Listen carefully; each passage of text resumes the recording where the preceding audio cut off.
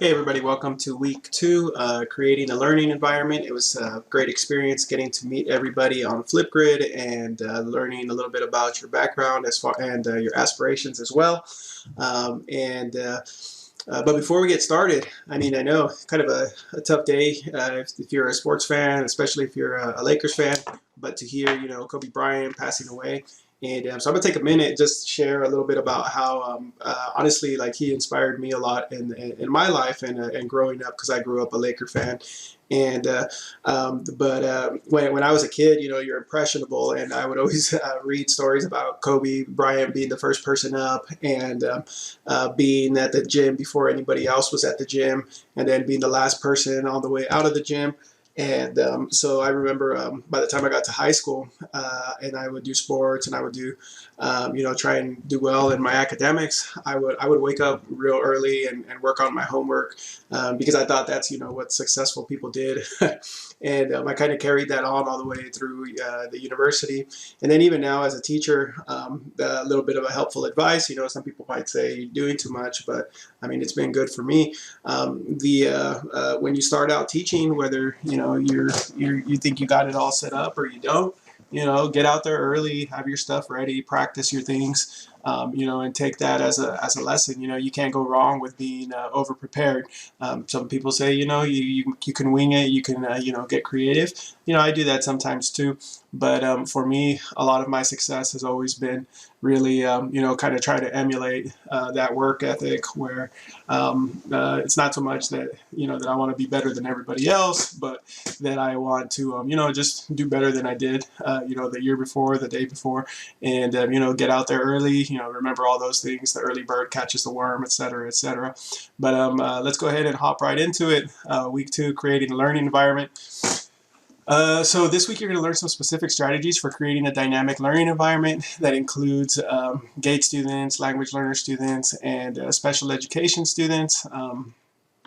If you go in and click on the module, you'll see the lecture. The question that you're going to have this week on Flipgrid is going to be directly based on the lecture. You can watch the lecture here, and then you can also click through and view the notes here. I'm aware that one of the videos isn't quite working. This one is not quite working, but you could still view the part here. And again, if you'd like, you could go through it. There's going to be, it's going to say optional tutorials, create a YouTube item, YouTube playlist, and then the videos that you can use are here, unless you would like to use a video on your own. So the assignments due this week, you're going to have a Flipgrid discussion based on the lecture, and that's going to be here. Click on it. That's going to be on 2/2. That's exactly a week from now. And then optional but worth points, you can create that YouTube playlist with those items that I showed you, where if you click here, you can see it. And then miscellaneous, some of you have asked questions about some portfolios or what the portfolios, what are your options there. And I think the best way to do it is by being able to look at some of the fantastic examples of previous students. So go ahead and click here. If you click on this one, I'm clicking on one of them right now. It's the first one, and I'm going to show you. So this is TPE1, engaging and supporting all students in learning.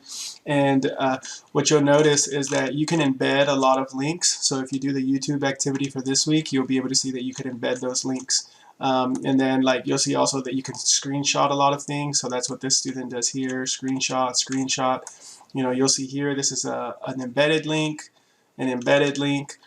this one, you'll see it's smoother when you embed links because you can, you keep the functionality, but you can also keep your screenshots as well. And yeah, I hope that answers some of your questions. And also remember that you get to choose which items you are pursuing within the TechQuest portfolio. So when I say that this is optional, you get points for it as item number 8, but you don't have to do that item. You can do whichever item you choose, really. So if you have any questions this week, definitely reach out. I'll be having kind of an informal office hours on Thursday. If you would like to reach out, digitally from 5 to 6, we could reach out by phone, we could reach out by Skype, Hangouts, carrier pigeon. It's up to you. But again, great job meeting you all this past week, and reach out if you have any questions. Thank you.